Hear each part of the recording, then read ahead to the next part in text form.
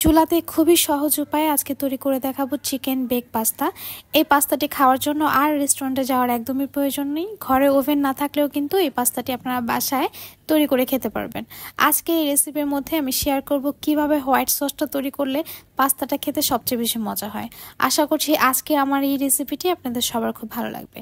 আর আমার রেসিপিগুলো যদি আপনাদের ভালো লেগে থাকে তাহলে প্লিজ আমার চ্যানেলটি সাবস্ক্রাইব করে যাবেন এবং লাইক শেয়ার কমেন্ট করে আমার পাশে থাকবেন আশা করছি। পাস্তা তৈরি করার জন্য প্রথমে পাস্তাটাকে আমি ফুটন্ত গরম পানিতে দিয়ে দিয়েছি আর এটাকে আমি 70% কুক করে নেব। এই পানির মধ্যে আমি লবণ এবং সামান্য পরিমাণে তেলও অ্যাড করেছি।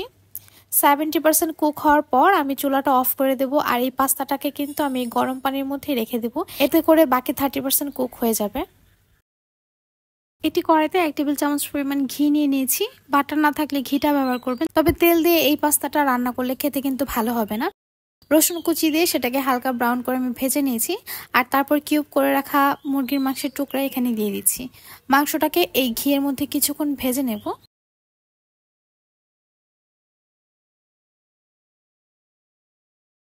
আমি এখানে আরও একটু ঘি অ্যাড করছি, সাথে অ্যাড করব পরিমাণ মতো লবণ এবং দিয়ে দেবো আদা রসুন বাটা হাফ চা চামচ পরিমাণ। তার সাথে অ্যাড করব সামান্য পরিমাণে ধনিয়া গুঁড়ো আর দিয়ে দেবো চিলি ফ্লেক্স খুবই সামান্য পরিমাণে। সব কিছু দিয়ে এখন মাংসটাকে আরও কিছুক্ষণ এই ঘিয়ের মধ্যে ভেজে নেব। চিকেনগুলো ভাজা ভাজা হয়ে আসলে এখানে কিউব করে রাখা পেঁয়াজ দিয়ে দেবো এবং তার সাথে অ্যাড করব কিউব করে রাখা ক্যাপসিকাম।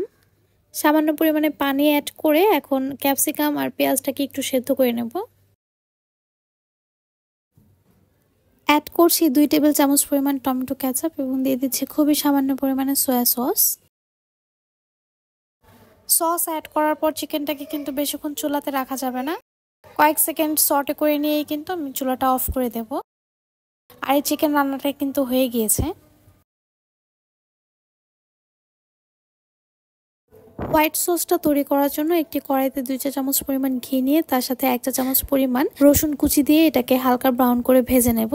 রসুনটা হালকা ব্রাউন হয়ে আসলে এখানে আমি 2 চা চামচ পরিমাণ ময়দা দিয়ে এখন এই ময়দাটাকে ঘিয়ের মধ্যে খুবই ভালোভাবে ভেজে নেব।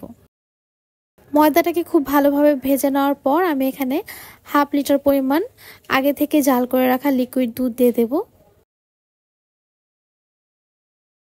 দুধটা দেওয়ার পর খুব ভালোভাবে নেড়েচেড়ে এই ময়দার সাথে এই দুধটাকে মিশিয়ে নিতে হবে। খেয়াল রাখতে হবে যাতে দুধটা দলা পেকে না যায়। এখন চুলার আঁচটা একদম কমিয়ে দেব আর এর মধ্যে অ্যাড করব সামান্য পরিমাণে লবণ। তার সাথে অ্যাড করছি 1 চা চামচ পরিমাণ চিনি। এখন দিয়ে দিচ্ছি 1 টেবিল চামচ পরিমাণ ক্রিম আর তার সাথে দিয়ে দিচ্ছি 2 টেবিল চামচ পরিমাণ গুঁড়ো দুধ। এখন সমস্ত উপকরণকে একসাথে খুব ভালোভাবে নেড়েচেড়ে মিশিয়ে নিতে হবে আর এই পর্যায়ে চুলার আঁচটা কিন্তু একদম কমে রাখতে হবে। সবকিছু একসাথে মেশানোর পর এখন এখানে অ্যাড করছি একটা স্লাইস চিজ আর তার সাথে দিয়ে দিচ্ছি হাফ চা চামচ পরিমাণ কালো গোলমরিচ গুঁড়ো। স্লাইস চিজটা দেওয়ার পর খুব ভালোভাবে হোয়াইট সসের সাথে চিজটাকে মিশিয়ে নিতে হবে। আর এই চিজটা গলে মিশে গেলেই কিন্তু হোয়াইট সসটা তৈরি হয়ে যাবে। এখন এই সসের মধ্যে আমি আগে থেকে যে চিকেনটা ভেজে রেখেছিলাম সেটা দিয়ে দিচ্ছি। চিকেন ক্যাপসিকাম খুব ভালোভাবে মেশানোর পর এখন যে সেদ্ধ করে রেখেছিলাম পাস্তাটা সেটাকে সেই গরম পানি থেকে তুলে এখন আমি এই হোয়াইট সসের মধ্যে দিয়ে খুব ভালোভাবে নেড়েচেড়ে মিশিয়ে নেব। এই পাস্তাটা কিন্তু এমনিতেও খাওয়া যায়, এটাকে হোয়াইট সস পাস্তা বলে, যেটাকে আমরা হোয়াইট সস পাস্তা বলি। যেহেতু আজকে আমি বেক করব এই জন্য আমি একটা ওভেন প্রুফ বাটি নিয়ে নিয়েছি আর তার মধ্যে আমি পাস্তাটাকে সার্ভ করে নিচ্ছি। পাস্তাটা দেখতে কতটা লোভনীয় মনে হচ্ছে তাই না? এটা কিন্তু খেতেও খুবই মজা হয়েছে। এখন আমি ওপরে একটা স্লাইস চিজ দিয়ে দিচ্ছি আর তার উপর আমি বাসায় তৈরি করা চিজ এভাবে গ্রেট করে দিয়ে দিচ্ছি। এখন এটাকে আমি একটা কড়াইয়ের মধ্যে বেক করে নেব।